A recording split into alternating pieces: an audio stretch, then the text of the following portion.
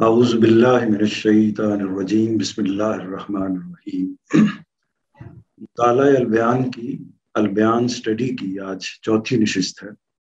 سورہ مرسلات کا ہم مطالعہ کر رہے ہیں اور ہم نے آغاز اسی سورہ سے کیا تھا۔ آج ہم آیات 25 تا 37 کا انشاءاللہ مطالعہ کریں گے۔ ہم مطالعہ کر رہے ہیں استاذ گرامی جناب جاوید احمد صاحب حامدی کی تفسیر البیان کا، یعنی اس کے ٹیکسٹ کا مطالعہ کر رہے ہیں اور اس کو سمجھنے کی کوشش کر رہے ہیں۔ تو آغاز کرتے ہیں۔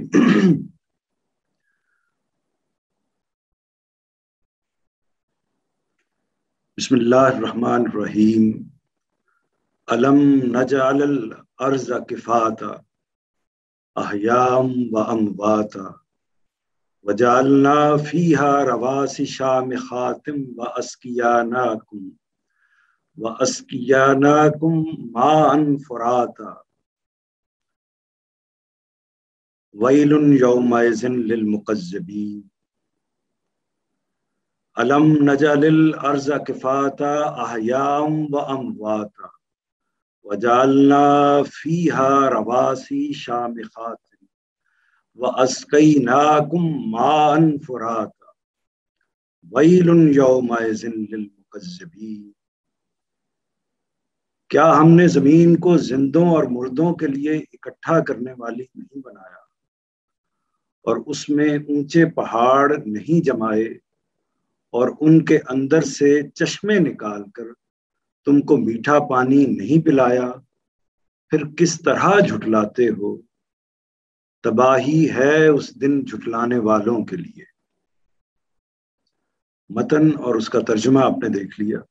مانوس الفاظ یعنی اردو زبان کے اندر جو ہم الفاظ بولتے ہیں، ان الفاظ میں سے وہ الفاظ جو یہاں پر استعمال ہوئے ہیں وہ کون کون سے ہیں، ان کو میں نے، یا ان سے ملتے جلتے الفاظ وہ کون کون سے ہیں جن کو میں نے یہاں پر منتخب کیا ہے۔ ارض کا لفظ ہے، اس سے آپ سب واقف ہیں۔ ارض پاکستان جیسے ہم کہتے ہیں، یعنی پاک سرزمین، زمین کے لیے یہ لفظ استعمال ہوتا ہے۔ ارض و سما کا لفظ ہم استعمال کرتے ہیں۔ احیاء حیات سے ہے اور زندگی کے معنی میں یہ لفظ استعمال ہوتا ہے۔ اسی طرح اموات موت سے ہے، یہ بھی موت کے معنی میں استعمال ہوتا ہے زندگی کے مقابل میں۔ اسی طرح اسقیناکم، اس میں جو لفظ ہے وہ پلانے کے مفہوم میں ہے۔ اس میں سقا کا جو لفظ ہے وہ عام طور پر ہم نے اپنی زبان میں ممکن ہے کہ سنا ہو۔ مان پانی کے معنوں میں آتا ہے، یہ بھی عام ہم اپنی زبان کے اندر اس کو استعمال کر لیتے ہیں اور ہر شخص اس سے واقف ہے۔ تو یہ کچھ مانوس الفاظ جو آپ کے سامنے آ گئے، اور کچھ ان کا جو مشکل الفاظ ہیں۔ اس میں کوئی ایسی چیز نہیں ہے میرے خیال میں کہ جو تاہم اگر آپ کے ذہن میں کوئی ایسا لفظ سامنے آئے، یعنی اسکرین کے اوپر ایسا لفظ سامنے آئے کہ جو آپ کے خیال میں نے اس کو منتخب نہیں کیا، تو آپ اس کا حوالہ دے سکتے ہیں، مینشن کر سکتے ہیں۔ اب اس کے اگلے حصے کی طرف چلتے ہیں۔ ترجمہ یہ ہے کہ کیا ہم نے زمین کو زندوں اور مردوں کے لیے اکٹھا کرنے والی نہیں بنایا اور اس میں اونچے پہاڑ نہیں جمائے اور ان کے اندر سے چشمے نکال کر تم کو میٹھا پانی نہیں پلایا؟ پھر کس طرح جھٹلاتے ہو؟ تباہی ہے اس دن جھٹلانے والوں کے۔ اس میں پہلے تو نوٹس دیکھ لیجئے۔ نوٹس کے بارے میں پہلے ہی آپ کو واضح کر چکا ہوں کہ یہ اصل میں یعنی اوپر متن ہو گیا، اس کے بعد ترجمہ ہے جو وائٹ کلر کے اندر ہے، یعنی ترجمہ جو استاد گرامی جناب جاوید احمد حامدی صاحب کی تصنیف یا تفسیر البیان سے لیا گیا ہے۔ اسی کے بعد اس کے نیچے جو آپ دیکھ رہے ہیں 16، 17، 18، یہ حواشی ہیں۔ حواشی سے مراد یعنی وہ حاشیے کے نوٹس ہیں جو استاذ نے جہاں جہاں ان کے خیال میں توضیح کی، شرح کی، وضاحت کی ضرورت ہے، وہاں انہوں نے وہ نوٹس دیے ہوئے ہیں۔ تو 16 نمبر پر جو نوٹ ہے اس کو آپ دیکھ لیجئے۔ کیا ہم نے زمین کو زندوں اور مردوں کے لیے اکٹھا کرنے والی نہیں بنایا؟ دونوں 16 اور 17 دونوں نوٹ اسی حصے کے اوپر ہیں۔ تو اس پر استاذ نے جو لکھا ہے وہ یہ ہے کہ فیصلے کے دن پر اب یہ زمین میں خدا کی ربوبیت کے شواہد سے استدلال ہے۔ فیصلے کے دن پر اب یہ زمین میں خدا کی ربوبیت کے شواہد سے استدلال کیا ہے۔ اس سے پہلے آپ نے جو دیکھا وہ آفاق کی جو مختلف نشانیاں ہیں ان سے استدلال کیا گیا تھا، اور وہ بھی استدلال فیصلے کے دن پر تھا۔ یعنی جب ہم کوئی مقدمہ، کوئی دعویٰ، کوئی بات پیش کرتے ہیں تو اس کی کوئی نہ کوئی دلیل دی جاتی ہے اس کے اس بات کے لیے، اس کو ثابت کرنے کے لیے۔ تو پہلے آفاق کے دلائل دیے گئے، اور اب جو ہیں وہ خدا کی ربوبیت کے شواہد ہیں۔ اچھا، اس کو دیکھ لیجئے کہ ربوبیت کیا، اس کا ایک لفظی معنی جو نیچے آخری حصہ ہے اس میں میں نے الفاظ معنی لکھ دیے ہیں، یعنی وہ الفاظ جو عام طور پر آپ کے ہو سکتا ہے آپ کے لیے مشکل کا باعث ہوں۔ تو ربوبیت کا مطلب یہ ہوتا ہے پروردگاری یا جو پالنے کی صفت ہے، یعنی ہم اللہ تعالیٰ کو رب جب کہتے ہیں یا اس کی صفت ربوبیت کو بیان کرتے ہیں تو اس میں جو حصہ مذکور ہوتا ہے اللہ تعالیٰ کی بے پناہ صفات میں سے، وہ ربوبیت کا جو حصہ ہے وہ مذکور ہوتا ہے اس کے اندر۔ ربوبیت کا مطلب یہ ہے کہ پالنا اور زندگی کے روزمرہ جو سامان ہیں ان کو مہیا کرنا۔ یعنی اللہ تعالیٰ مثال کے طور پر انسانوں کو رزق فراہم کرتا ہے، اللہ تعالیٰ ان کے لیے ایسی آب و ہوا فراہم کرتا ہے کہ جس کے نتیجے میں وہ سانس لے سکتے ہیں، اس کے اندر زندہ رہ سکتے ہیں۔ اسی طرح اللہ تعالیٰ نے بے شمار اسباب پیدا کیے ہیں ایک انسان کے لیے، اس کے والدین پیدا کیے ہیں، اس کا ارد گرد کی سوسائٹی، اس کا ماحول، وہ ساری جو چیزیں پیدا کی ہیں جس سے وہ اپنی زندگی کی نشو و نما دے سکتا ہے۔ خوراک ہے اور باقی اس طرح کی دیگر چیزیں ہیں، سانس ہے، یہ ساری کی ساری چیزیں، یہ سارے کے سارے جو مظاہر ہیں وہ اللہ تعالیٰ کی ربوبیت کے مظاہر۔ تو اصل میں ربوبیت کا مظہر ایسا مظہر ہے جو ہر انسان کے سامنے عیاں ہوتا ہے، ہر لحاظ سے واضح ہوتا ہے۔ اس کی وجہ یہ ہے کہ سب سے زیادہ متعلق انسان چونکہ زندگی گزار رہا ہوتا ہے، اور زندگی گزارنے کے لیے اس کو نشو و نما کے لیے اس کو مختلف چیزوں کی ضرورت ہوتی ہے۔ اس میں سب سے بنیادی چیز خوراک ہے، رزق ہے، اور اسی طرح اس کا ماحول ہے، اور ماحول کے اندر جو چیزیں میسر ہیں، اس کی آب و ہوا ہے، باقی چیزیں ہیں جو میسر ہیں، وہ ساری کی ساری چیزیں اس کو اصل میں زندہ رکھنے کے لیے معاون ثابت ہوتی ہیں۔ تو جو ساری چیزوں کا اہتمام، یہ وہ چیزیں ہیں کہ جس کو ہر انسان ہر وقت دیکھ رہا ہوتا ہے۔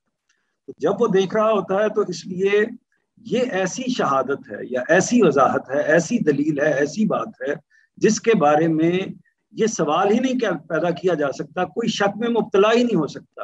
مثال کے طور پر اللہ تعالیٰ کی جو تخلیق کی صفت ہے، یا اس طرح کی بعض اس کی دوسری صفات ہیں، اس کے عذاب کی صفت ہے، اس کے اسی طرح اس کے رحم کی صفت ہے، تو اس کی تو بعض چیزیں ہو سکتا ہے کہ ہمارے ذہنوں میں پردے کی ہوتی ہیں، یا ہم کوشش کر کے تھوڑا سا ان کی طرف متوجہ ہو سکیں، وہ اس طریقے سے ہمیں، یعنی ایک عام آدمی کے لیے جب تک وہ تھوڑا سا غور نہ کرے اس کو واضح نہ ہو سکے۔ اسی طرح تخلیق کا جو مرحلہ ہے وہ ہم نے اپنی تخلیق کا مرحلہ نہ ازل میں اور نہ یہاں اس دنیا میں دیکھا نہیں ہے، تو اس لیے وہ شواہد تو ایسے ہیں تو کہ ہو سکتا ہے کہ ان پر کوئی انسان جو ہے وہ سوال کر سکے، استدلال کر سکے، یا اس سے انحراف کی جگہ پر آ کر کھڑا ہو سکے، لیکن یہاں تو اس کی کوئی گنجائش ہی موجود نہیں۔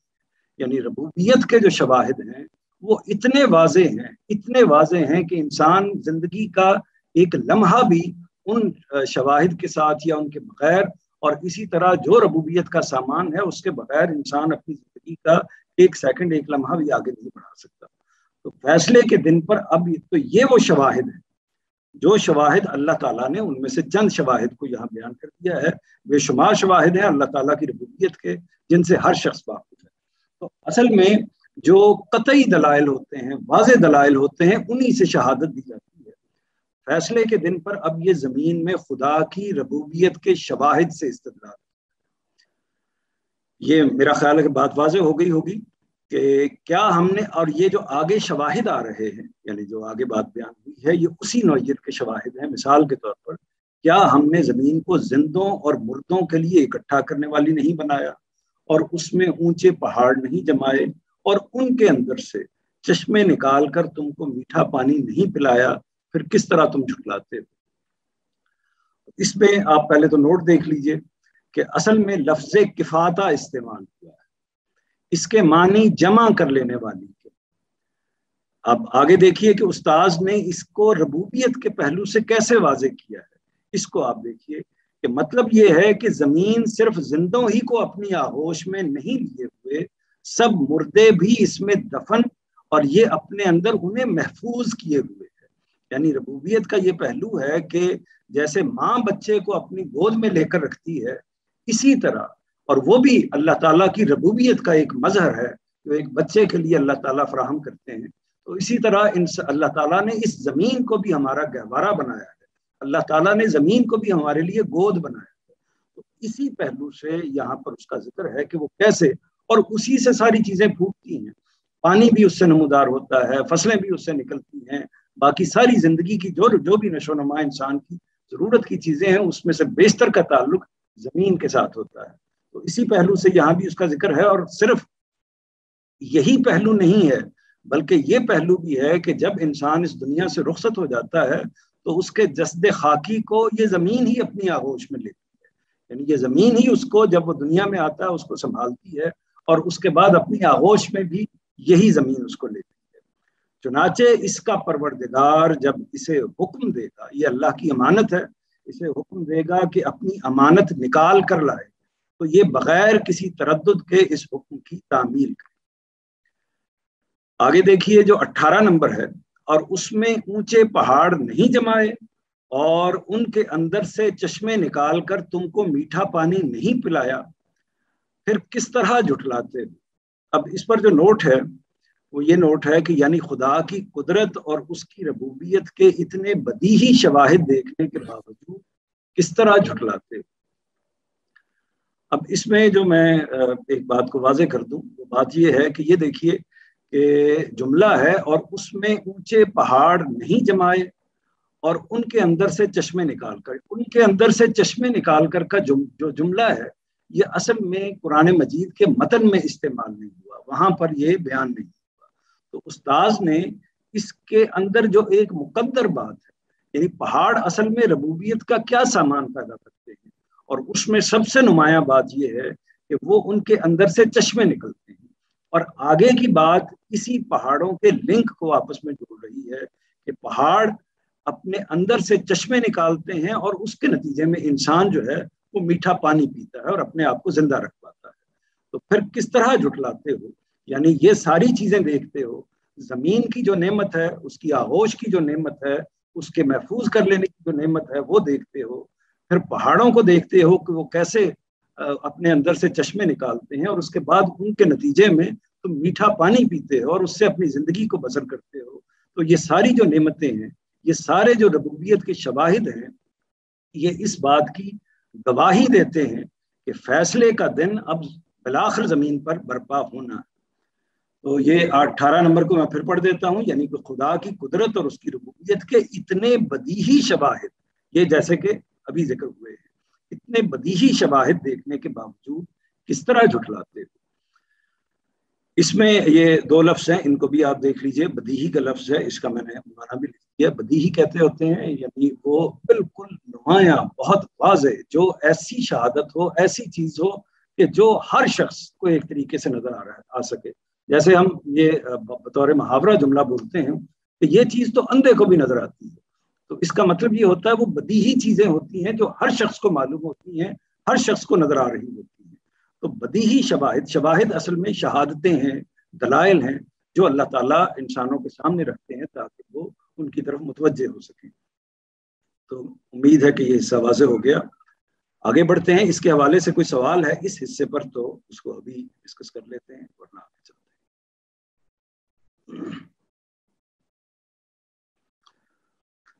انطلقوا الی ما کنتم بہ تکذبون انطلقوا الی ظل ذی ثلاث شعب لا ذلیل ولا یغنی من اللہب انہا ترمی بشرر کالقصر کأنہ جمالات صفر ویل یومئذ للمکذبین۔ اب چلو اس چیز کی طرف جس کو تم جھٹلاتے رہے، چلو اس سائے کی طرف جس کی 3 شاخیں ہیں تم کو ہر طرف سے گھیرنے کے لیے، اس میں نہ چھاؤں ہے نہ یہ آگ کے شعلوں سے بچاتا ہے، وہ محلوں جیسے انگارے پھینکتی ہے، زرد اونٹوں کی طرح یہ سب تم دیکھو گے، تباہی ہے اس دن جھٹلانے والوں کی۔ اس میں بھی آپ کچھ الفاظ دیکھ لیجئے جو آپ کی زبان میں مانوس ہیں۔ ذلن کا لفظ ہے، یہ ہم عام طور پر جیسے ایک ہماری پرانی روایت کے اندر یہ لفظ استعمال ہوتا تھا ہندوستان کے اندر، ذل الہی کا لفظ، جس کا لفظی معنی ہے کہ اللہ کا سایہ۔ اصل میں بادشاہ کو یا شہنشاہ کو اللہ کا سایہ قرار دیا جاتا تھا اپنے خیال میں، تو اسی بنیاد پر یہ لفظ ان کے لیے استعمال کیا جاتا تھا۔ تو ذل کا مطلب ہوتا ہے سایہ، اور یہ اس کو ہم نے کئی پہلوؤں سے اپنے ہاں استعمال کیا ہے۔ سلاس تین کے عدد کو کہتے ہیں، یا تین کے لیے جو عربی میں لفظ استعمال ہوتا ہے، سلاسہ کا لفظ، طلاق سلاسہ جیسے ہم کہتے ہیں، یہ وہی لفظ ہے۔ اسی طرح شعب کا جو لفظ ہے یہ اصل میں شعبہ سے ہے، جو ہم عام طور پر شعبہ، برانچ یا ڈپارٹمنٹ کے پہلو سے استعمال کرتے ہیں، اس کے معنی شاخ کے ہوتے ہیں۔ لا، اس کو بھی آپ جانتے ہیں، نہیں کے معنوں میں استعمال ہوتا ہے۔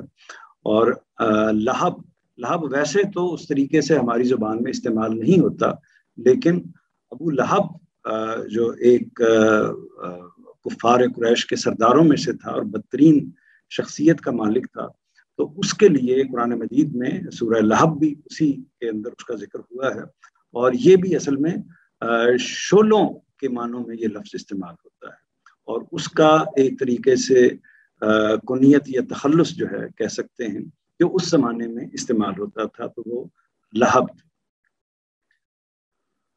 ترمی جیسے ہم پھینکنے کے معنی میں یہ لفظ استعمال ہوتا ہے، اور ہم حج کے موقع پر جو رمی کرتے ہیں یہ وہی لفظ ہے۔ اور اسی طرح ترمیہم بحجارۃ من سجیل، جو سورہ فیل کے اندر جو الفاظ آئے ہیں وہ بھی اصل میں پھینکنے کے مفہوم میں استعمال ہوتے ہیں۔ اسی طرح شرر کا لفظ ہے، شرر یہ ہماری اپنی زبان میں چنگاری یا شعلے کو کہتے ہیں۔ اسی طرح قصر کا لفظ ہے جو محل کے معنوں میں ہماری اپنی زبان میں بھی استعمال ہوتا ہے۔ آگے بڑھتے ہیں، مشکل لفظ اس میں میرے خیال میں کوئی نہیں ہے۔ اب چلو اس چیز کی طرف جس کو تم جھٹلاتے رہے، چلو اس سائے کی طرف جس کی 3 شاخیں ہیں، تم کو ہر طرف سے گھیرنے کے لیے، اس میں نہ چھاؤں ہے نہ یہ آگ کے شعلوں سے بچاتا ہے، وہ محلوں جیسے انگارے پھینکتی ہے، یعنی وہ آگ محلوں جیسے انگارے پھینکتی ہے، زرد اونٹوں کی طرح یہ سب تم دیکھو گے، تباہی ہے اس دن جھٹلانے والوں کی۔ اس کے حاشیے کو دیکھ لیتے ہیں۔ حاشیہ نمبر 19 جو ہے وہ یہ ہے، اب چلو اس چیز کی طرف جس کو تم جھٹلاتے رہے، اس کے بعد ہے چلو اس سائے کی طرف۔ اب یہ سائے سے کیا مراد ہے، اس کو استاذ نے جو واضح کیا ہے، اور بھی علماء کی یہی رائے ہے کہ یہاں دھوئیں کا سایہ مراد ہے۔ لفظ تو محض ذل استعمال ہوا ہے جس کا معنی ہوتا ہے سایہ، اور سایہ کسی بھی چیز کا ہو سکتا ہے، لیکن جس سیاق میں، جس صورتحال میں یہ بات آ رہی ہے، اس میں پوری طرح یہ بات سمجھ میں آ جاتی ہے کہ یہاں دھوئیں کا سایہ ہی مراد ہے۔ پھر آگے جو انہوں نے دلیل دی ہے استاد گرامی نے، کیونکہ قرآن مجید کا معاملہ یہ ہوتا ہے کہ اگر آپ کو کوئی ایک چیز ایک جگہ سے سمجھ میں نہ آ رہی ہو تو دوسرا مقام بعض موقعوں پر اس کی وضاحت کر دیتا ہے، اس کی تفسیر کر دیتا ہے۔ سورہ واقعہ جو سورہ نمبر 56 ہے کی آیات 43 تا 44 میں اس کا ذکر ذلم من یہوم لا بارد ولا کریم، اور دھوئیں کے سائے میں ہوں گے، جس میں یہ وہی ذل کا لفظ یہاں بھی استعمال ہوا ہے، اور وہاں یہوم کا لفظ استعمال ہو گیا، معذرت خواہ ہوں، ذلم من یہموم، اور دھوئیں کے سائے میں ہوں گے جس میں نہ ٹھنڈک ہوگی اور نہ وہ کوئی فائدہ پہنچائے گا۔ تو یہ جو یہاں پر واضح ہو گیا ہے سورہ واقعہ کے اندر کہ اصل میں جو قیامت کے موقع پر یا جو فیصلے کا دن ہے، اس موقع پر جو سائے کا ذکر کیا گیا ہے وہ اصل میں اس دھوئیں کا سایہ ہوگا جو جہنم کی آگ سے نکل رہا ہوگا، جس میں نہ ٹھنڈک ہوگی نہ وہ کوئی فائدہ پہنچائے گا، کے الفاظ میں ہوا ہے۔ چلو اس سائے کی طرف جس کی 3 شاخیں ہیں. اس کو بھی استاد گرامی نے جو واضح کیا ہے اس کو دیکھ لیتے ہیں. 3 شاخوں سے کیا مراد؟ مطلب یہ ہے کہ جب فرشتے انہیں دھکیلیں گے تو آگے تینوں سمتوں میں دائیں بائیں اور سامنے ان کے لیے دھواں ہی دھواں ہوگا. سائے کی 3 شاخوں سے یہی 3 سمتیں مراد ہیں جن میں دوزخ کی آگ کا دھواں پھیلا ہوا ہوگا.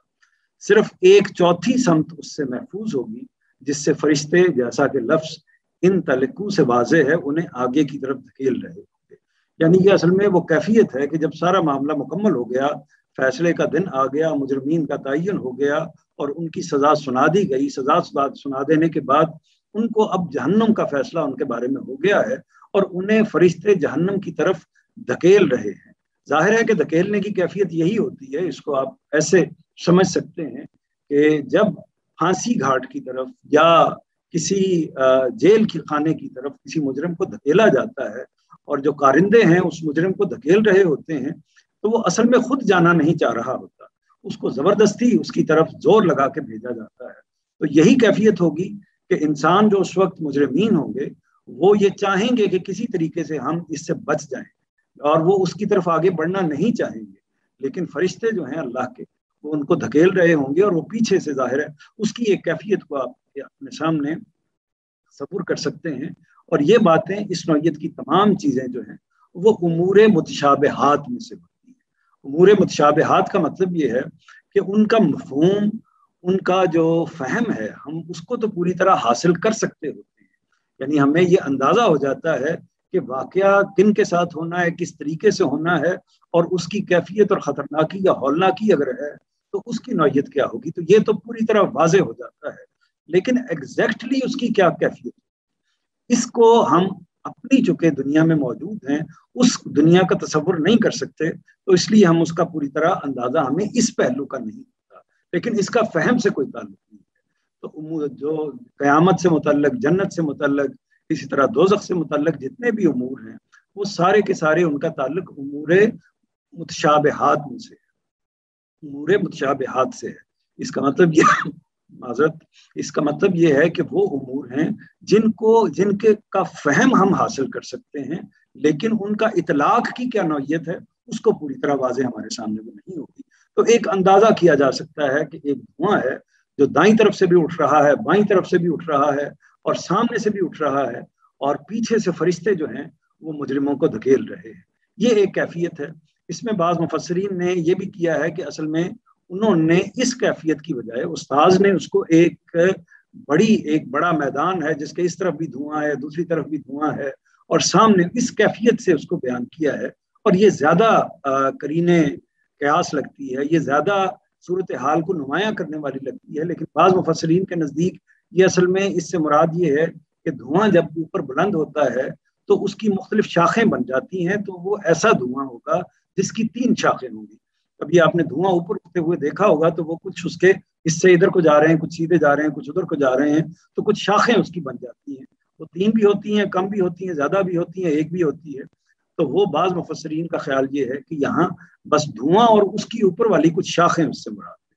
لیکن استاذ نے جس بات کو واضح کیا ہے وہ یہ ہے کہ اصل میں دائیں بائیں اور سامنے کی طرف یہ صورتحال پیدا ہوگی. آگے چلتے ہیں. تم کو ہر طرف سے گھیرنے کے لیے، یعنی وہ اصل میں یہ انہوں نے اسی بات کی وضاحت کر دی جس کو انہوں نے اپنی تفسیر میں واضح کیا ہے کہ اصل میں اس صورتحال میں یہ ہوگا کہ پیچھے تو فرشتے موجود ہوں گے اور باقی اطراف میں دھواں اور اس کی آگ کی جو لپٹیں ہیں جن کے اندر سے وہ دھواں نکل رہا ہوگا. گویا کہ یہ صورتحال ہے کہ جیسے وہ دوزخ کے بالکل قریب پہنچے ہوئے ہیں، اس صورتحال کا بیان کیا جائے. اس میں نہ چھاؤں ہے نہ یہ آگ کے شعلوں سے بچاتا ہے. یعنی کیا چیز؟ یہ سایہ، کیونکہ یہاں لفظ سایہ استعمال ہوا تھا اور اس کے لیے جو سورہ واقعہ کی روشنی میں بات واضح ہو گئی کہ یہ اصل میں دھوئیں کا سایہ ہے، یہ تو واضح ہو گیا. لیکن اس میں یہ خیال ہو سکتا تھا کہ سائے کا چونکہ لفظ استعمال ہوا ہے، سایہ عام مفہوم کے اندر ایک خوشگواری کی چیز ہے، ایک طریقے سے رحمت کی چیز ہے اور اس سے لوگ فائدہ اٹھاتے ہیں کہ اگر دھوپ کی شدت ہو یا کوئی اور تپش کی شدت ہو تو پھر انسان سایہ ڈھونڈتا ہے اور اس کے تلے جا کر اپنی راحت حاصل کرتا ہے.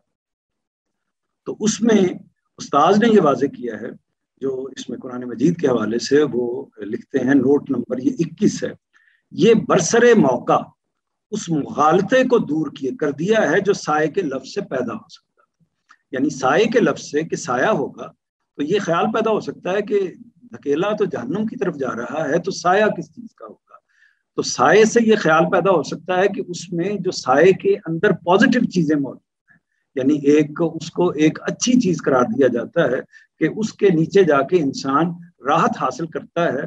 تو یہ ایک مغالطہ پیدا ہو سکتا تھا، یہ غلط فہمی پیدا ہو سکتی تھی کہ یہ سایہ کوئی راحت کی چیز ہے۔ تو اس کو واضح کر دیا ہے کہ یہ سایہ ویسا سایہ نہیں ہے، بلکہ ایسا سایہ ہے کہ اس میں تو سایہ ہوگا ہی نہیں، یعنی اس میں جو چھاؤں راحت دیتی ہے وہ بالکل نہیں ہوگی، اور نہ یہ آگ سے کے شعلوں سے بچا سکے گا۔ جس طرح سایہ جو ہے دھوپ کی شدت سے انسان کو بچاتا ہے، تو اس طرح یہ آگ کے شعلوں سے بچانے والی کوئی چیز نہیں ہے۔ تو اس لیے لفظ سایہ کے مفہوم سے خیال اس طرف نہیں چلے جانا چاہیے۔ تو قرآن مجید میں برسر موقع کا مطلب یہ ہے کہ بر وقت، بالکل اسی وقت جہاں کسی شخص کا یہ خیال ادھر جا سکتا تھا، اللہ تعالیٰ نے اس کو واضح کر دیا ہے۔ آگے ہے وہ محلوں جیسے انگارے پھینکتی ہے زرد اونٹوں کی طرح۔ اس پر جو نوٹ ہے 22 نمبر نوٹ دیکھیے، اصل الفاظ ہیں انہا ترمی بشرر۔ انہا میں ضمیر کا مرجع آگ ہے جو دھوئیں کے ذکر سے مفہوم ہوتی ہے۔ تو اس میں جو ظاہر ہے کہ ضمیر ہا کی جو ضمیر ہے تو اس کا وہ کس طرف لوٹ رہی ہے، مرجع کہتے ہیں جس کی طرف جا رہی ہو کوئی ضمیر یعنی پروناؤن، کوئی وہ کس کی طرف جا رہا ہے، کس کی طرف اشارہ کر رہا ہے۔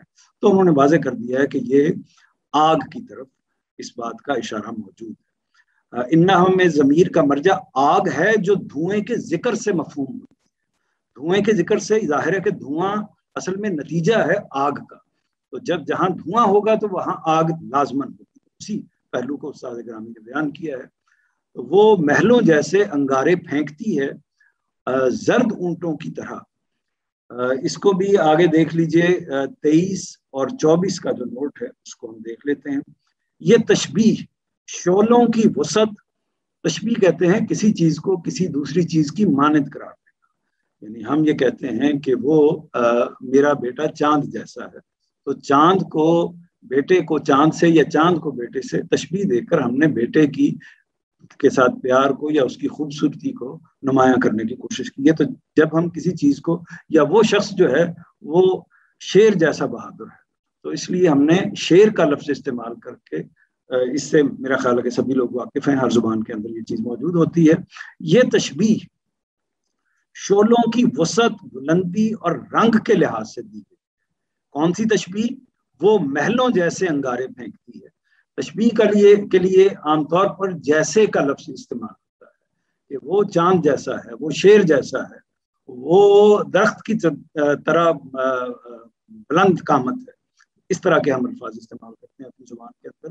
تو یہ تشبیہ شعلوں کی وسعت، بلندی اور رنگ کے لحاظ سے دی گئی ہے۔ محلوں کے بارے میں معلوم ہے، محل بھی ہم اس کو پڑھ سکتے ہیں، محل بھی پڑھ سکتے ہیں، دونوں تلفظ ٹھیک ہیں۔ محلوں کے بارے میں معلوم ہے کہ وہ بالعموم بلند جگہوں پر بنائے جاتے ہیں، دور سے دیکھیے تو چمکتے ہوئے نظر آتے ہیں، اور اوپر کا رنگ نیچے سے بالکل مختلف معلوم ہوتا ہے۔ آگ کے بڑے بڑے شعلے بھی دور سے اسی طرح اٹھتے ہوئے دکھائی دیتے ہیں۔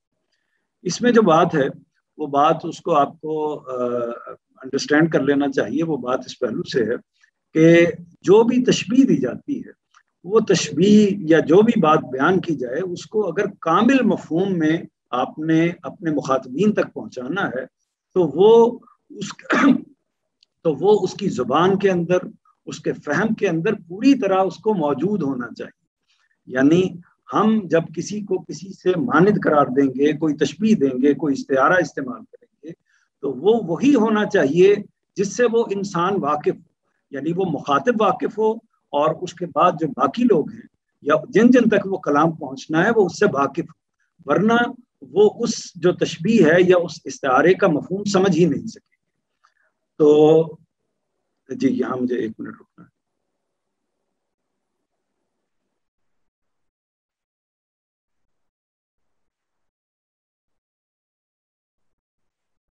تو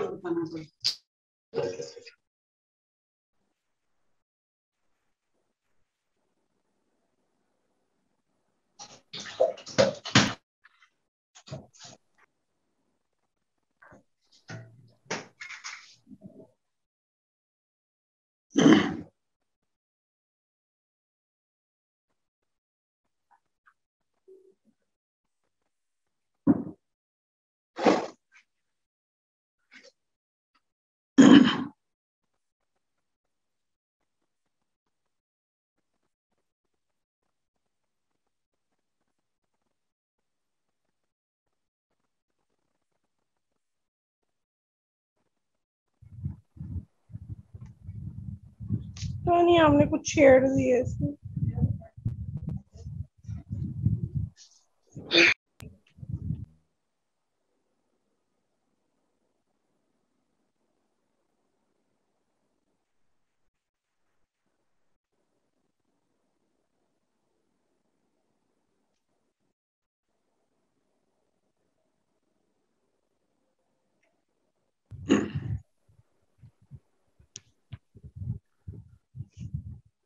جی میں یہ عرض کر رہا تھا کہ تشبیہ کا جو معاملہ ہوتا ہے اس میں اس بات کا خاص التزام ہونا چاہیے، تبھی ہی وہ تشبیہ جو ہے وہ مفہوم دیتی ہے اپنا.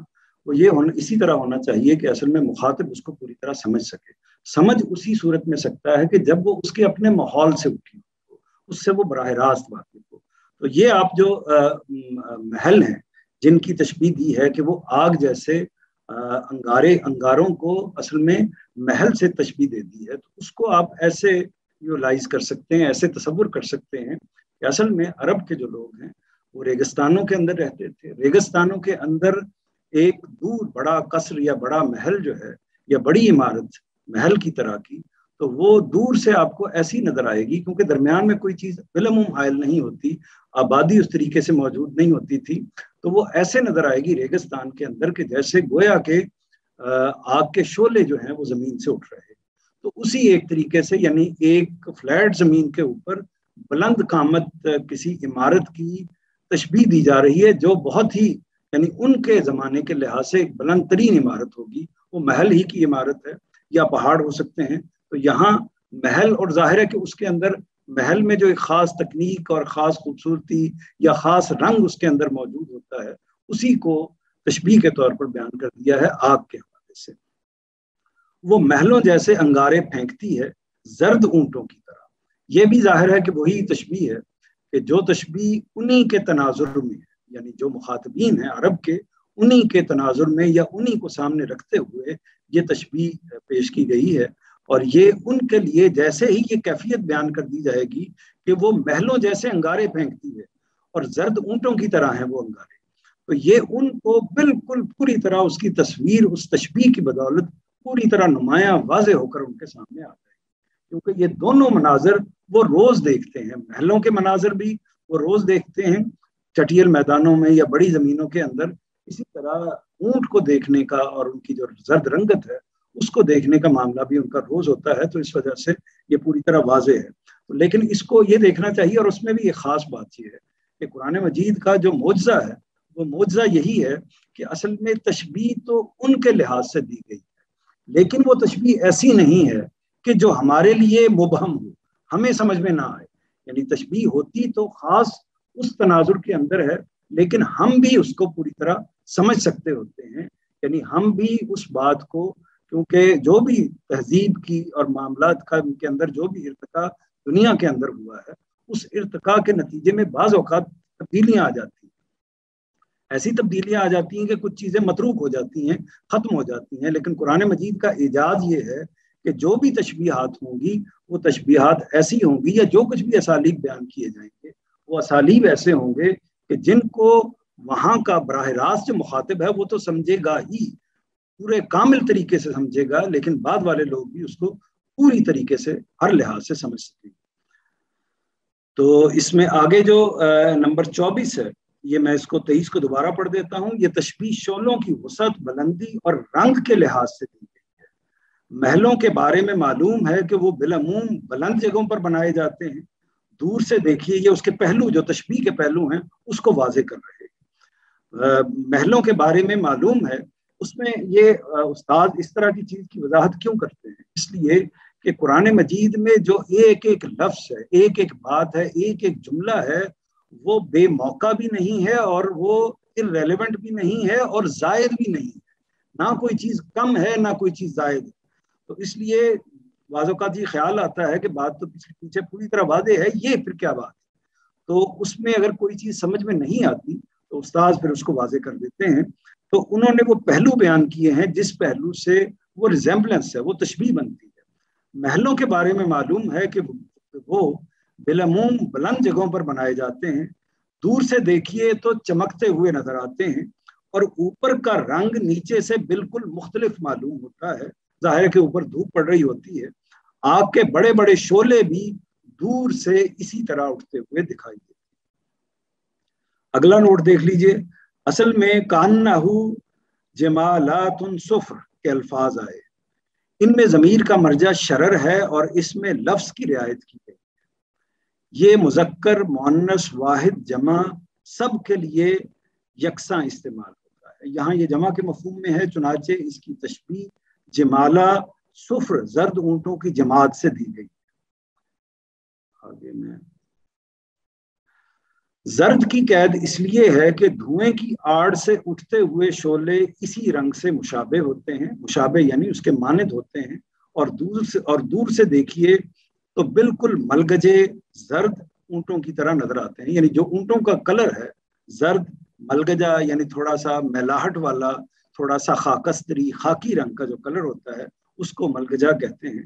तो वो दूर से ऊंट जो जिस तरीके से नजर आते हैं उसी तरह ये शोले नजर आते हैं या नजर आएंगे उस मौके पर, या उनकी सूरत ऐसी। एक सूरत हाल की एक तस्वीर कशी की गई है। और मेरा ख्याल ये है कि असल में इसको भी आपको नोटिस करना चाहिए कि ये कुरान मजीद क्यों कर रहा है। यानी फ़कत इतना बता देना काफ़ी है कि अजाब होगा, हमेशा का जहन्नम होगा, लेकिन कुरान मजीद बार बार जगह जगह उसकी जो मुख्तलिफ कैफियत हैं उनको बयान करता है। उन कैफियत को बयान करने का जो मकसद है उसको ज़रूर हमें हासिल करना चाहिए उस मकसद को। और मकसद ये है कि हम विजुअलाइज करें उस सूरत हाल, क्योंकि जो व्यू है, हमारे तसव्वुर का जो व्यू है या हमारा जो तसव्वुर है, वो हमारे लिए ज्यादा एक तरीके से कहना चाहिए कि जैसे हम कोई बात सुन लेते हैं और उसी बात को हम अपनी आंखों से देख लेते हैं। वो जो बात अपनी आंखों से देखते हैं उसकी जो तफहीम है, अगर वो संगीन है तो उसकी संगीनी ज्यादा होगी।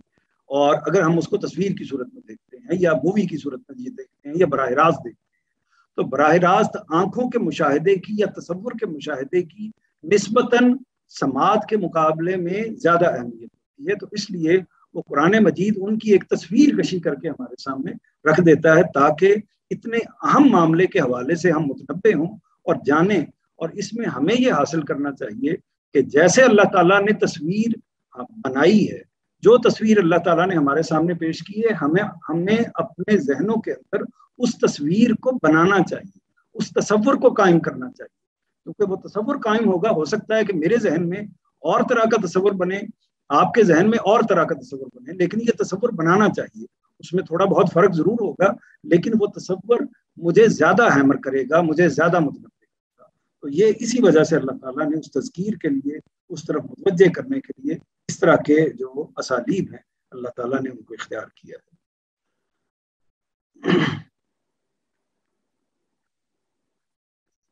इसमें मैंने जो इसके मफाहीम हैं जिनका भी हमने जिक्र किया है वो लिख दिए हैं, जो साहिब को देखना चाहे वो देख सकते हैं। हाजा यौमु ला यंतिकून वला युज़नु लहुम फयातज़िरून वैलुन यौमइज़िन लिलमुकज़्ज़िबीन। ये वो दिन है जिसमें वो कुछ बोल ना सकेंगे और ना उन्हें इजाजत होगी कि खुदा के सामने आए तो कोई उज़्र पेश कर रहे। तबाही है उस दिन झुटलाने वालों के लिए। तो इसमें जो अल्फाज देख लीजिए, यौम का लफ्ज़ है, आप सब वाकिफ हैं इससे। ला यंतिकून जो है, असल में नुत्क का लफ्ज़ जो है वो आपने सुना होगा, ये जुबान के मानों में, बोली के मानों में इस्तेमाल होता है। आमतौर पर जैसे हम कहते हैं کہ حیوان ناطق، انسان کے بارے میں یہ کہا جاتا ہے کہ وہ ایسا حیوان ہے کہ جو ناطق ہے، یعنی بولنے والا حیوان ہے. تو یہ، اور اس میں یہ بھی دیکھ لیجئے کہ میں نے ابھی ناطق بولا، ادھر سے یہاں پر جو لفظ لکھا ہوا ہے وہ ینطقون ہے. تو اس میں پھر آپ کے ذہن میں یہ خیال آ سکتا ہے کہ یہ کیا آپس میں مطابقت ہو گئی. تو ایک تو میں نے جو لفظ کے بنیادی روٹس ہوتے ہیں ان کو میں نمایاں کر دیتا ہوں، نون، توئے اور کاف. اور ناطق میں بھی آپ دیکھیے گا کہ وہی لفظ موجود ہیں. اسی طرح نطق کے اندر بھی وہی لفظ موجود ہیں، یعنی وہی حروف موجود ہیں. تو اپنی زبان کے اندر بھی ہم مثال کے طور پر آپ یہ دیکھیے کہ ہم مثلا ہم علم کا لفظ استعمال کرتے ہیں. تو علم کے لفظ کو ہم علم کے معنوں میں بھی استعمال کرتے ہیں. اسی طرح علم کے حوالے ہی سے مختلف اور الفاظ ہیں جس میں آپ دیکھیں گے کہ یہی عین، لام اور میم تینوں جو حروف ہیں یہ اس کے اندر موجود ہیں. مثلا تعلیم ہے، مثال کے طور پر معلم ہے، مثال کے طور پر علامہ ہے. اسی طرح جو اس سے ملتے جلتے اور بھی کئی الفاظ ہو سکتے ہیں کہ جو علم سے، تعلیم سے اور اس طرح کی کے عین، لام اور عین کے جو حروف ہیں ان کے ساتھ بن رہے ہوں. کہنے کا مطلب یہ ہے کہ جب میں ان کو واضح کرتا ہوں، یعنی ان کو آپ کے سامنے رکھتا ہوں، تو اس میں کبھی وہ ایک انداز سے آتے ہیں، کبھی وہ دوسرے انداز سے آتے ہیں. مقصود یہ ہوتا ہے چونکہ آپ کی زبان کے اندر اسی روٹ کا یا اس سے ملتا جلتا لفظ کوئی موجود ہے تو اس لیے وہ آپ کی انسیت کا باعث بن جائے. یو زینو، یہ بھی اصل میں ہماری زبان میں جو لفظ استعمال ہوتا ہے وہ عربی کا لفظ ہے. اذن کے معنوں میں ہم استعمال کرتے ہیں. کیا آپ کو اذن باریابی حاصل ہوا ہے، یعنی ملاقات کی اجازت ملی ہے؟ یہ اذن کہتے ہیں اجازت کو. یو زینو فیعتذرون، اعتذار جو ہے، یعنی یہ اصل میں جو اعتذار ہی سے یہ لفظ ہے، اس کو معذرت کا لفظ اسی سے بنا ہے، عذر کا لفظ اسی سے بنا ہے. تو یہ یعنی اس کی مختلف جو شکلیں ہوتی ہیں کسی بھی پہلو سے، بعض اوقات فاعل کے پہلو سے، مفعول کے پہلو سے، اسم کے پہلو سے، مختلف پہلو سے، فعل کے پہلو سے، تو وہ اس کی مختلف شکلیں جیسے ہماری زبان میں ہیں اسی طرح قرآن مجید کے اندر موجود ہوتی ہیں. تو لیکن میں ان کے روٹس کو آپ کے سامنے نمایاں کر دیتا ہوں. عذر کا لفظ اردو میں ہم استعمال کر لیتے ہیں، لیکن پھر بھی میں نے اس کو واضح کر دیا ہے، یہ اصل میں معذرت کے معنوں میں استعمال ہوتا ہے. یعنی ہم جب کسی چیز کے لیے کوئی جواز پیش کرتے ہیں کہ ہم سے کوئی غلطی ہوتی ہے یا کوئی جرم ہوتا ہے، تو اس وقت ہم اپنا کوئی عذر پیش کرتے ہیں، کوئی وضاحت پیش کرتے ہیں، کوئی جواز پیش کرتے ہیں کہ یہ اس وجہ سے ہم سے یہ عذر ہو گیا، یا اس وجہ سے ہم سے یہ اس وجہ سے ہم سے یہ جرم ہو گیا یا غلطی ہو گئی یا کوتاہی ہو گئی. تو ایک وجہ ہوتی ہے جس کو بیان کیا جاتا ہے، ایک جواز ہوتا ہے، ایک جسٹیفیکیشن ہوتی ہے جس کو ہم اس کے حوالے سے پیش کرتے ہیں. تو عذر کا لفظ جو ہے وہ اس مفہوم میں استعمال ہوتا ہے. اب آگے اس کا نوٹ دیکھ لیجئے. یہ وہ دن ہے جس میں وہ کچھ بول نہ سکیں گے اور نہ انہیں اجازت ہوگی کہ خدا کے سامنے آئیں تو کوئی عذر پیش کر رہے ہوں. تباہی ہے اس دن جھٹلانے والوں کے لیے. عذر پر جو نوٹ ہے استاذ کا وہ یہ ہے کہ روز قیامت کی ہولناکی کی تصویر کے بعد یہ مجرموں کی بے بسی اور درماندگی کی تصویر ہے. مطلب یہ ہے کہ ان کی زبانیں گنگ ہو جائیں گی، کسی کے منہ سے کوئی بات نہ نکل سکے گی. یعنی یہ جو بدترین مجرم ہیں ان کی کیفیت کو بیان کیا گیا ہے کہ روز قیامت جو معاملہ ان کے ساتھ ہوگا ان کا جرم اتنا واضح ہوگا.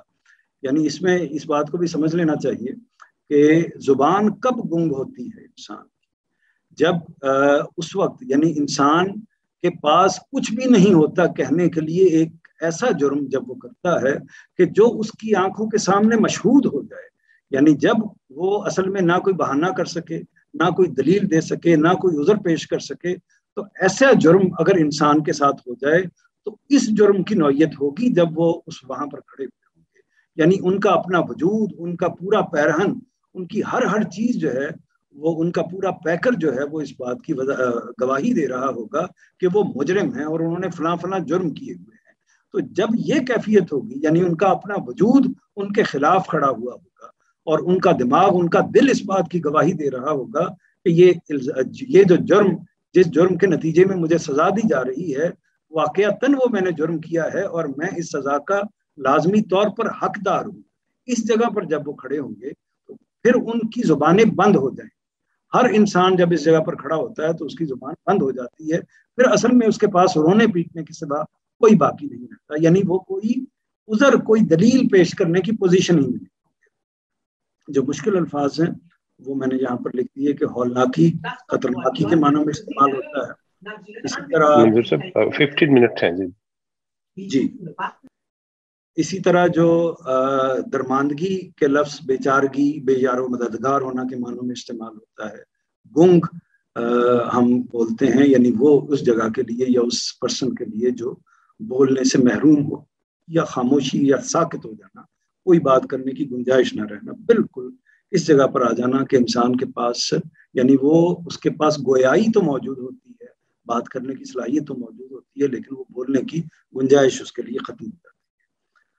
تو یہ متن اور ترجمہ ہو گیا، اور اب ہم سوالات کی طرف آتے ہیں۔ آپ نے کوئی سوال نہیں کیے تو میں آپ کے سامنے سوال رکھ رہا ہوں، امید ہے کہ آپ نے توجہ سے اس حصے کو سنا ہوگا۔ تو پہلا سوال یہ ہے کہ اللہ تعالیٰ نے زمین سے کیا 3 کام لیے؟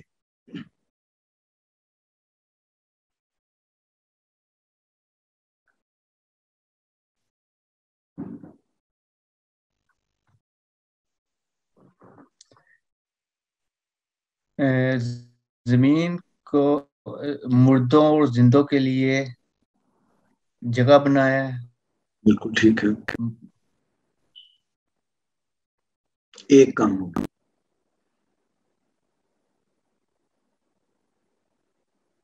جی کوئی اور صاحب؟ بچھونا بنایا۔ جی وہ تو ہو گیا اسی کے اندر شامل۔ جی کوئی اور صاحب؟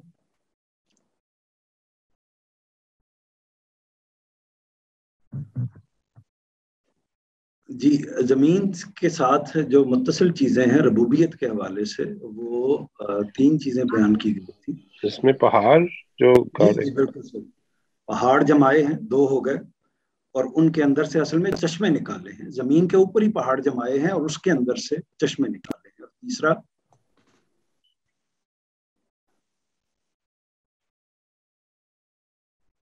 ان چشموں سے انسانوں کو میٹھا پانی پلایا ہے۔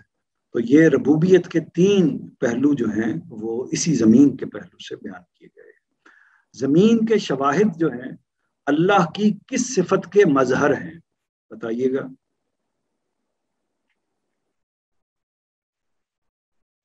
صفت ربوبیت کے، رب ہونے۔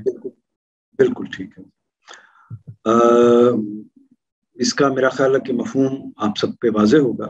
سایہ کس چیز کا ہے اور اس کی 3 شاخوں سے کیا مراد؟ دوزخ کی آگ کا دھواں ہے، دھوئیں کا سایہ ہے، ٹھیک ہے۔ ہاں دھوئیں کا سایہ ہے۔ وہ شاید دوزخ کی 3 ڈائریکشن کی طرف اشارہ ہے۔ آپ نے ٹھیک کہا ہے، لیکن کوئی صاحب اس کو مزید واضح کریں گے تاکہ یہ ہمارے پوری طرح سمجھ میں آ جائے۔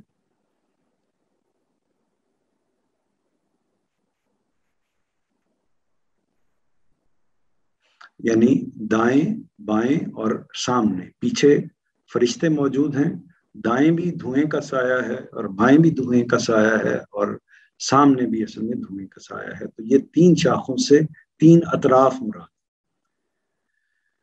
یہ سایہ کون سے 2 کام نہیں کرتا؟ نہیں کرتا جی یہ نہ آگ سے بچاتا ہے، نہ چھاؤں دیتا ہے۔ بالکل صحیح، ماشاء اللہ۔ نہ چھاؤں کرتا ہے اور نہ آگ کے شعلوں سے بچاتا ہے۔ یہی جواب اگلے حصے میں آپ کو نظر آ گئے ہیں، اور پہلا سوال، دوسرا سوال، تیسرا سوال اور چوتھا سوال، 4 سوالوں کا یہ جواب آپ کے سامنے موجود ہے۔ اس کے بعد اگلا سوال یہ ہے کہ جہنم کی آگ کے شعلوں کو کن 2 چیزوں سے تشبیہ دی گئی؟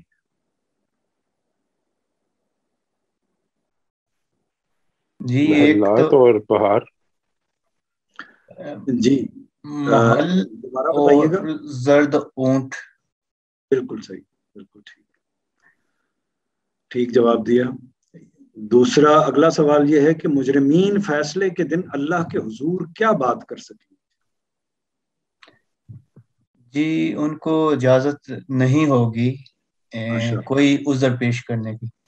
لگتا ہے آج کے سیشن میں صرف قاسم صاحب ہی موجود ہیں یا احمد فاروق صاحب کی آواز آ رہی ہے۔ بہرحال مجرمین فیصلے کے دن اللہ کے حضور کیا بات کر سکیں گے؟ آپ نے دونوں سوالوں کے جواب دے دیے۔ مجرمین فیصلے کے دن اللہ کے حضور کیا عذر پیش کر سکیں گے؟ کوئی کیا معذرت پیش کر سکیں گے، کیا جواز پیش کر سکیں گے؟ جی ان کو اجازت نہیں ہوگی کوئی یعنی کوئی عذر جواز کر پیش نہیں کر سکیں گے، ان کی زبانیں گنگ ہو جائیں گی، ان کی زبانیں ہو جائیں گی، اور وہ کوئی اپنا عذر، کوئی وضاحت، کوئی جواز پیش نہیں کر سکیں گے۔ عذر پیش کرنے کا مطلب کیا ہے؟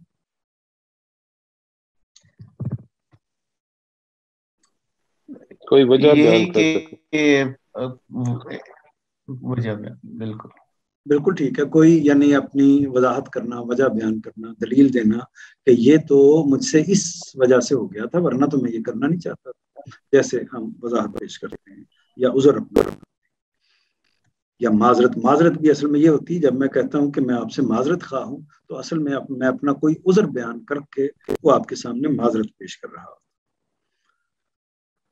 یہ وہ آگے اس کے جوابات، 5ویں سوال کا، 6ٹھے سوال کا، 7ویں سوال کا اور 8ویں سوال کا۔ اب آخر میں جو وہ حصہ ہمارا حسب معمول ہے کہ جس میں ہم یہ ڈسکس کرتے ہیں کہ یہ جو کچھ آج ہم نے پڑھا ہے، اس میں ہمارے لیے کیا چیزیں اخذ ہوتی ہیں، کیا سامان ہے جو آج کے سیشن سے ہمیں لے کر اٹھنا چاہیے۔ تو اس میں جو یہ حصہ ہے، اس میں ابتدائی جو نکات ہیں 5، 6، 7 اور اس کے بعد آخری جو نقطہ ہے، یہ جو ابتدائی 7 تک جو نکات ہیں، یہ تو ہماری اس گفتگو سے متعلق ہیں یا اس حصے سے متعلق ہیں جو ہم نے پچھلے سیشن میں ڈسکس کر لیا ہوا ہے، لیکن چونکہ پچھلی دفعہ یہ حصہ رہ گیا تھا تو اس لیے میں ان کو دہرا دیتا ہوں، اور آخری نقطہ آج والے سیشن سے متعلق ہے۔ تو میں مختصر طور پر ان کی وضاحت کر دیتا ہوں کہ ہم نے کیا لے کے یہاں سے جانا ہے آج کے سیشن سے۔ ایک بات تو یہ ہے کہ ہمیں اللہ کے رسولوں اور ان کی اقوام کی سرگزشتوں پر غور کرنا چاہیے، جیسے کہ پچھلے سیشن میں ہم نے اللہ تعالیٰ کے رسولوں کی سرگزشتوں کا حوالہ دیا گیا تھا، اور یعنی رسولوں کے اسماء تو موجود نہیں تھے، لیکن جو اقوام کے ساتھ ہوا ہے اس کا حوالہ دیا گیا۔ تو ہمیں قرآن مجید میں مذکور جو اللہ کے رسولوں کی داستانیں ہیں، سرگزشتیں ہیں، وہ اصل میں اسی پوری بات کو بیان کرتی ہیں کہ اللہ کے رسول اس دنیا میں آتے ہیں، وہ آنے کے بعد لوگوں کے سامنے دعوت پیش کرتے ہیں، اللہ کے دین کو رکھتے ہیں، اس کی وضاحت کرتے ہیں، اور ان کو بتاتے ہیں کہ ایک دن آنے والا ہے جس دن تم کو موت کے بعد دوبارہ اٹھایا جائے گا، اور تمہارا اس دنیا میں جو کچھ بھی معاملہ ہوا ہے اس کا حساب کتاب ہوگا، اور اس کا پھر یہ نتیجہ نکلے گا کہ یا تم کامیاب قرار پاؤ گے اور جنت کے حقدار ٹھہرو گے، یا تم ناکام قرار پاؤ گے اور جہنم میں دھکیلے جاؤ گے۔ تو یہ پورا میسج ہے جس کو انبیاء لے کر یا رسول لے کر، بالخصوص رسول لے کر جو رسالت کے منصب پر فائز ہوتے ہیں، انبیاء بھی یہی پیغام لے کے آتے ہیں، لیکن جب رسول لے کر آتے ہیں تو پھر وہ اس سطح پر لے کے آتے ہیں کہ وہ ایک طرح سے چھوٹی عدالت، اسی قیامت کا ایک چھوٹا نمونہ اسی دنیا پر نافذ کر دیتے ہیں، جیسے طوفان نوح اصل میں اس قوم کے لیے اللہ کا عذاب یا قیامت کی ایک صورت برپا ہو گئی تھی۔ اگلی بات یہ ہے، تو اس لیے ہمیں اللہ تعالیٰ نے چونکہ ان سرگزشتوں کو پورے قرآن مجید کے اندر جگہ جگہ بیان کیا ہے، اور ان کو ہمیں یاد بھی رکھنا چاہیے، سمجھنا بھی چاہیے، اور ان کو اپنے غور کے اندر لانا بھی چاہیے۔ جب ہم غور کریں گے تو پتہ چلے گا، یہ اگلا نقطہ جو اسی میں سے نکل رہا ہے، جب ہم غور کریں گے تو پتہ چلے گا کہ اللہ کے رسولوں نے اپنے مخاطبین کے لیے ایک ہی مسئلہ پیدا کیا، اس کے انکار اور اس کے اقرار کا مسئلہ تھا۔ وہ مسئلہ یہ تھا کہ دوبارہ جی کر اٹھنا ہے، اور پھر حساب کتاب دینا ہے، اور پھر اس کے نتیجے میں جزا و سزا ملنی ہے۔ تو یہ مسئلہ ہے جو اصل میں جس کی طرف رسول متوجہ کرتے ہیں، جس کی طرف قرآن مجید متوجہ کرتا ہے، اور یہ انسان کا سب سے بڑا، جیسا کہ ہم نے شروع میں بھی عرض کیا تھا، کہ انسان کا سب سے بڑا، سب سے بنیادی مسئلہ جس کی طرف سب سے بڑی خبر اس کے لیے یہی ہے کہ اس نے جی کر دوبارہ اٹھنا ہے، مرنے کے ساتھ مٹی نہیں ہو جانا، پھر اس نے حساب دینا ہے، اور پھر اس حساب کے نتیجے میں اس کو یا جزا ملنی ہے ابدی طور پر یا سزا ملنی ہے ابدی طور پر۔ تو یہ پیغام ہے جو اللہ کے رسول لے کر آتے ہیں اور اپنے مخاطبین کے لیے یہ مسئلہ پیدا کر دیتے ہیں۔ اس مسئلے کے نتیجے میں جو لوگ ایمان لاتے ہیں وہ رسول کے ساتھ کھڑے ہوتے ہیں، اور جو اس کی تکذیب کرنے والے ہوتے ہیں، انکار کرنے والے ہوتے ہیں، ان پر سزا نافذ کر دی جاتی ہے، اور ان پر اسی دنیا میں سزا نافذ کر دی جاتی ہے، اور جو رسولوں کے مخاطبین نہیں ہیں ان پر پھر آخرت میں سزا نافذ ہوگی، اور جو مخاطبین ہیں وہ بھی اس وقت ایک طرح سے ان کا فیصلہ ہو گیا، ان سے تو حساب کتاب بھی نہیں ہوگا کیونکہ ان کا حساب کتاب ہو چکا ہوا ہے۔ اگلی بات یہ ہے کہ دوبارہ جی اٹھنے اور حساب کتاب اور سزا و جزا کا یقین ہو تو ہمارے اندر یہ تبدیلیاں رونما ہوتی ہیں۔ یہ کچھ پوائنٹس ہیں جن کو ضرور دیکھنا چاہیے، کہ میں بھی کہتا ہوں، آپ بھی کہتے ہیں، ہر شخص یہ کہتا ہے کہ ہمارا جو ہے ہم اس پر یقین رکھتے ہیں کہ قیامت ہوگی، ہم اس پر بھی یقین رکھتے ہیں کہ ہمارا حساب کتاب ہونا ہے، ہم اس پر بھی یقین رکھتے ہیں کہ جزا و سزا ہوگی، اور اگر ہم نے اچھے کام کیے تو ان کا اچھا صلہ ملے گا، برے کام کیے تو ان کا برا صلہ ملے گا، برا نتیجہ نکلے گا۔ تو ان ساری باتوں پر ہم یقین رکھتے ہیں، اس کا اظہار بھی کرتے ہیں، ایک دوسرے کو تلقین اور نصیحت بھی کرتے ہیں، لیکن ان پوائنٹس کو میں نے لکھا ہے تو ہمیں ان پوائنٹس کے حوالے سے دیکھنا چاہیے کہ کیا یہ صورتیں موجود ہیں ہمارے ہاں، اگر موجود ہیں تو پھر ہمیں کس جگہ پر کھڑے ہونا چاہیے۔ ایک بات یہ ہے اس میں کہ موجودہ زندگی کے یعنی جو اس کا نتیجہ نکلے گا، نتیجہ یہ نکلے گا کہ موجودہ زندگی پر فوکس کم اور اگلی زندگی پر فوکس زیادہ ہو جاتا ہے۔ یعنی یہ بدیہی بات ہے، واضح بات ہے، صاف بات ہے کہ اگر اصل میں یہ زندگی محدود ہے اور وہ زندگی طویل ہے، اور یہ زندگی اصل میں بنیاد ہے اور وہ زندگی اصل میں اس کا اجر ہے، تو پھر ہماری اس زندگی میں تمام کا تمام جو فوکس ہے ہماری زندگی گزارنے کا، ہمارے شب و روز کا، ہر طرح کے معاملے کا جو ہمارا ٹارگٹ ہے وہ اصل میں یہ زندگی نہیں بلکہ اگلی زندگی ہو جاتا ہے۔ یہ اس ماننے کا لازمی نتیجہ ہے۔ اگر ہم اس لازمی نتیجے پر نہیں کھڑے ہوتے تو اس کا مطلب ہے کہ اس ماننے میں کوئی کمی ہے یا اس حوالے سے ہم کسی ابہام کا شکار ہیں۔ دوسری بات یہ ہے کہ زندگی کا ہر دن بہت حقیر بھی نظر آتا ہے اس کے نتیجے میں، جب ہم مان لیتے ہیں کہ ہمیں اصل زندگی تو وہ والی ہے۔ زندگی کا ہر دن بہت حقیر بھی نظر آتا ہے اور بہت اہم بھی۔ حقیر اس پہلو سے نظر آتا ہے کہ یہ تو یعنی گویا کہ اس زندگی کی اگر مجموعی زندگی کسی انسان کی لگا دیں 60 70 80 90 100 سال، تو جتنی بھی اس کی زندگی ہے، اس زندگی کا اس زندگی کے ساتھ کیا تقابل ہے؟ وہی تقابل ہے جو ایک قطرے کا سمندر کے ساتھ ہو سکتا ہے، وہی تقابل ہے جو ایک لمحے کا لاکھوں کروڑوں سالوں کے ساتھ ہو سکتا ہے۔ تو یہ تقابل ہے۔ اس تقابل کا مطلب یہ ہے کہ اس کی کوئی حیثیت ہی نہیں ہے، یہ اس کے مقابلے میں نہایت حقیر ہے یہ زندگی۔ ایک چیز یہ واضح ہوتی ہے، اور دوسرا پہلو بھی آتا ہے، لیکن اس کی اہمیت بھی بڑی ہو جاتی ہے۔ اس پہلو سے اس دن کی، اس کے ہر دن کی اہمیت، اس کا ایک تو حقیر ہونا ہے، اس کا کم تر ہونا ہے، یہ تو واضح ہوتا ہی ہے، لیکن اس کی ایک پہلو سے اہمیت بھی واضح ہوتی ہے۔ وہ اہمیت یہ ہے کہ یہ مختصر سا دن یا یہ مختصر سی زندگی اصل میں اسی کے اوپر ہماری اس اخروی اور اس طویل زندگی کا انحصار ہے۔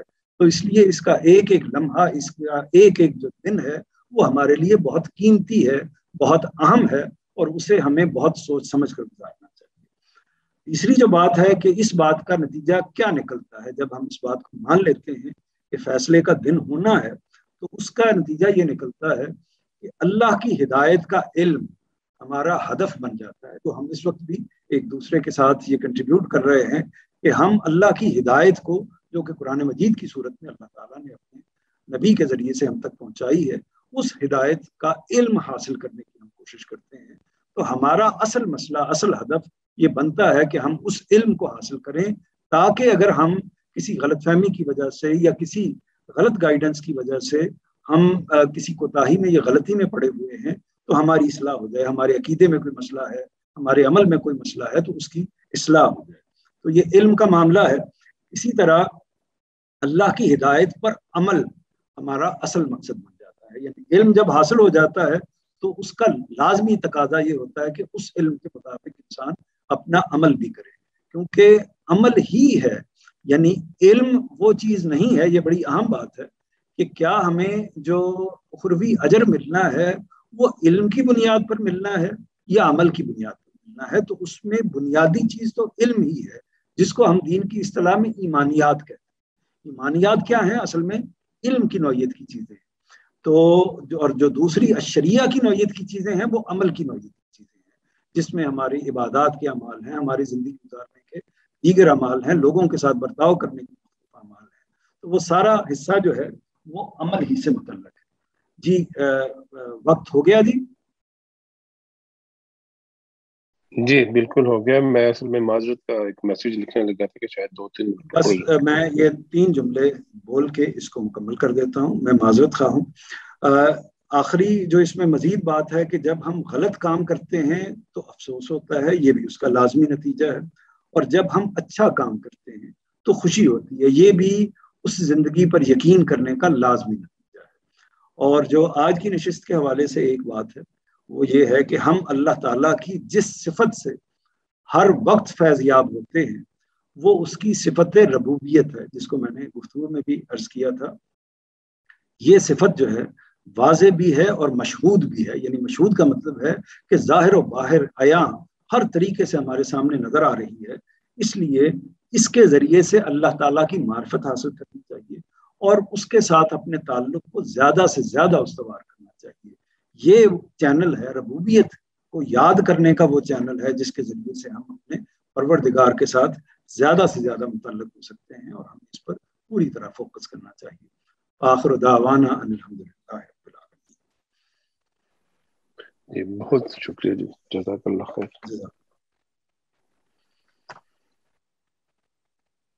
شکریہ. السلام علیکم.